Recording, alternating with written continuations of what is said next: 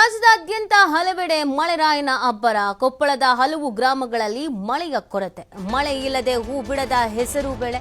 ಕುಕನೂರು ತಾಲೂಕಿನ ಕುಮಲಾಪುರ, ಬನ್ನಿಕೊಪ್ಪ, ಚಿತ್ತಾಪುರ, ಅಡವಿಹಳ್ಳಿ ಸೇರಿ ಅನೇಕ ಹಳ್ಳಿಗಳಲ್ಲಿ ಮಳೆಯ ಕೊರತೆ ಶುರುವಾಗಿದೆ. ಆರಂಭದಲ್ಲಿ ಮಳೆ ಕಂಡು ಬಿತ್ತನೆ ಮಾಡಿದ್ರು ರೈತರು. ಆದರೆ ಇದೀಗ ಮಳೆಯ ಅಭಾವದಿಂದ ಸಂಕಷ್ಟ ಎದುರಾಗಿದೆ. ರೈತರು ಎಕರೆಗೆ 10,000ದಂತೆ ಪರಿಹಾರ ಕೊಡಿ ಅಂತ ಇದೀಗ ಆಗ್ರಹಿಸ್ತಾ ಇದ್ದಾರೆ. ನಮಗೆ ಪರಿಹಾರ ಬೇಕು ಅಂತ ಕೇಳ್ಕೊಳ್ತಾ ಇದ್ದಾರೆ. ಆರಂಭದಲ್ಲಿ ಚೆನ್ನಾಗಿ ಮಳೆ ಆಯ್ತು, ಆ ಕಾರಣಕ್ಕಾಗಿ ಬಿತ್ತನೆ ಮಾಡಿದ್ರು ರೈತರು. ಬೇರೆ ಎಲ್ಲಾ ಕಡೆ ಮಳೆ ಆಗ್ತಾ ಇದೆ, ವಿಪರೀತ ಮಳೆಗೆಲ್ಲ ಕೊಚ್ಕೊಂಡು ಹೋಗ್ತಾ ಇದೆ, ಕೊಚ್ಕೊಂಡು ಹೋಗಿ ಲಾಸ್ ಆಗ್ತಾ ಇದೆ. ಆದ್ರೆ ಇಲ್ಲಿ ಮಾತ್ರ ಮಳೆನೇ ಇಲ್ಲದೆ ಬೆಳೆ ಕೈಗೆ ಸೇರ್ತಾ ಇಲ್ಲ. ಆ ಕಾರಣಕ್ಕೆ ಪಾಪ ರೈತರು ಕಂಗಾಲಾಗಿ ಹೋಗಿದ್ದಾರೆ. ಕಷ್ಟಪಟ್ಟು ಗೊಬ್ಬರ, ಆಳು ಕಾಳು, ದುಡ್ಡು ಅಂತ ಹೇಳಿ ಸಾಕಷ್ಟು ಲಾಸ್ ಮಾಡ್ಕೊಂಡಿದ್ದಾರೆ. ಕೈಗೆ ಸೇರ್ಬೇಕಾದಂತ ಬೆಳೆ ಈಗ ಕೈ ಸೇರ್ತಾ ಇಲ್ಲ. ಆ ಕಾರಣಕ್ಕಾಗಿ ನಮಗೆ ಪರಿಹಾರ ಬೇಕು, ಪರಿಹಾರವನ್ನ ಒದಗಿಸಿ, ಇಲ್ಲ ಅಂತಂದ್ರೆ ಈ ಬಾರಿ ಜೀವನ ಮಾಡೋದೇ ಕಷ್ಟ ಆಗುತ್ತೆ. ಸಾಲ ಸೂಲ ಮಾಡಿ ಬೆಳೆ ಬೆಳೆದಿದ್ವಿ, ಆದ್ರೆ ಮಳೆ ಇಲ್ದೇನೆ ಎಲ್ಲಾನು ಈಗ ನಾಶ ಆಗ್ತಾ ಇದೆ. ನಮಗೆ ಪರಿಹಾರ ಬೇಕು ಅಂತ ಕೇಳ್ಕೊಳ್ತಾ ಇದ್ದಾರೆ. ಕಾಲಕ್ಕೆ ಸರಿಯಾಗಿ ಮಳೆ ಆಗಿದ್ರೆ ಸಮಸ್ಯೆ ಆಗ್ತಾ ಇರಲಿಲ್ಲ. ಮಳೆ ನಂಬಿಕೊಂಡು ಬಿತ್ತನೆ ಮಾಡಿದ್ವಿ, ಈಗ ಮಳೆನೇ ಇಲ್ಲ. ನೀರಾವರಿ ಸಮಸ್ಯೆ ಅನ್ನೋದು ಇಲ್ಲಿದೆ. ಕೋಟಿ ಕೋಟಿ ಅನುದಾನ ಬಿಡುಗಡೆ ಆದ್ರೂ ಕೂಡ ಸೂಕ್ತ ರೀತಿಯಲ್ಲಿ ನಮಗೆ ವ್ಯವಸ್ಥೆ ಅನ್ನೋದು ಇಲ್ಲ ಅನ್ನುವಂತ ಅಸಮಾಧಾನವನ್ನ ಅಲ್ಲಿನ ರೈತರು ಈ ಮುಖಾಂತರವಾಗಿ ಹೊರಹಾಕ್ತಿದ್ದಾರೆ. ಕಪ್ಪಾಗಿದೆ, ಆಮೇಲೆ ಯಾವುದೇ ಕಾಣ್ತಾ ಮೂಪು ಮತ್ತೇನಿಲ್ಲ. ಯಾಕಂದ್ರೆ ಇಷ್ಟೊತ್ತಿಗೆ ಆಲ್ರೆಡಿ ಇದು ಕಾಯಿ ಸ್ಟಾರ್ಟ್ ಆಗ್ತಿತ್ತು. ನಮ್ಮಲ್ಲಿ ಏನಾಗಿದೆ ಅಂದರೆ ಇವತ್ತು ಮುಂಗಾರು ಭಾಳ ಕಡಿಮೆ ಆಗಿದೆ. ಒಂದು ಕಡೆ ನೆರೆ ಜಾಸ್ತಿ ಅಲ್ಲ, ಒಂದು ಕಡೆ ಬರ ಜಾಸ್ತಿ ಆಗಿದೆ. ನಮ್ಮ ಭಾಗದಲ್ಲಿ ಮಳೆ ಭಾಳ ಕಡಿಮೆ, ವಾಡಿಕೆಗಿಂತ ಭಾಳ ಕಡಿಮೆ ಆಗಿದೆ. ನೀವು ನೋಡ್ತಿರ್ಬೋದು ಇಷ್ಟೊತ್ತಿಗೆ ಎಷ್ಟು ಬೆಳೆದಿದೆ, ಎಷ್ಟು ಚೆನ್ನಾಗಿ ಬೆಳೆದಿತ್ತು. ಆದರೆ ಸರಿಯಾಗಿ ಮಳೆ ಆಗಲ್ಲಕ್ಕ ಈ ಥರ ಪೀಕ್ ಒಣಗಾಕತ್ತಿದೆ. ಒಂದು 1,000-2,000 ಎಕರೆ ಬಿತ್ತನೆ ಆಗಿದೆ.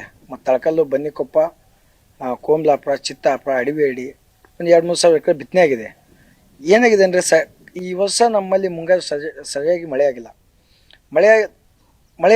ತೇವಾಂಶ ಭಾಳ ಕಡಿಮೆ ಆಗಿ ಹೆಸರು ಬಿತ್ತನೆ ಆಗಿದ್ದು ಈ ಸಿಸ್ಟಮ್ ಆಗಿದೆ.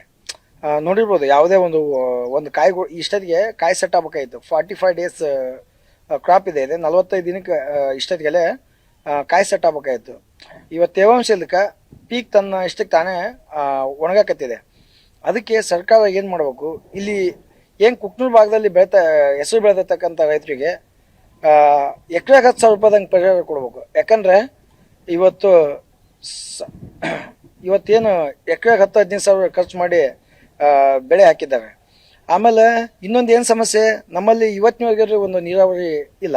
ಸುಮ್ಮನೆ ಅಷ್ಟು 88 ಕೋಟಿ 98 ಕೋಟಿ ಬಿಲ್ ತೊಗೊಂಬಂದು ಅದು ಏನೋ ಖಾಲಿ ಪೀಲಿ ಅನುದಾನ ತಂದು ವೇಸ್ಟ್ ಮಾಡ್ತಿದ್ದಾರೆ.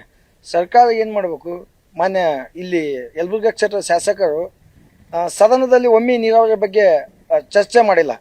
ಅದ್ರ ಬಗ್ಗೆ ನಮ್ಮ ಭಾಗದಲ್ಲಿ ಅವ್ರು ಮಾಡಬೇಕು. ಯಾಕಂದರೆ ನಾನು ಅಭಿವೃದ್ಧಿ ಮಾಡ್ತೀನಿ ಅಂತಂದು 1000 ಸತಿ ಹೇಳ್ತಾರೆ, ರೋಡ್ ಮಾಡ್ತಾರೆ, ಸ್ಕೂಲ್ ಮಾಡ್ತೀನಿ ಅಂತ ಹೇಳ್ತಾರೆ. ಅದ್ರ ಜೊತೆಗೆ ಒಂದು ರೈತರಿಗೆ ನೀರಾವರಿ ಭಾಗ್ಯನ ಮಾಡ್ಬೇಕಂತ ಅವ್ರಲ್ಲಿ ಕೇಳ್ಕೊಳ್ತೀನಿ.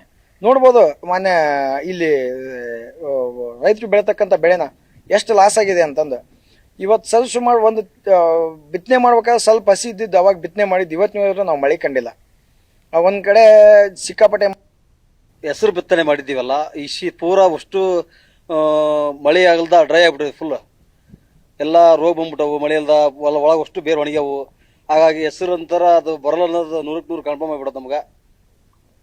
ಹಾಗಾಗಿ ಏನಾಗೈತೆ ಅಂದ್ರೆ ಈಗ ರೈತರಿಗೆ ಸರ್ಕಾರದಿಂದ ಬಿತ್ತಿರ್ತಕ್ಕಂಥ ಎಕರೆಕ ನಾವು 15,000-20 ಸಾವಿರ ಖರ್ಚು ಮಾಡಿರ್ತೀವಿ. ಗೊಬ್ಬರ, ಅರ್ಗದು ಎಲ್ಲ ಅಂದ್ರೆ ಅದಿಷ್ಟು ಪರಿಹಾರ ಕೊಡಬೇಕು.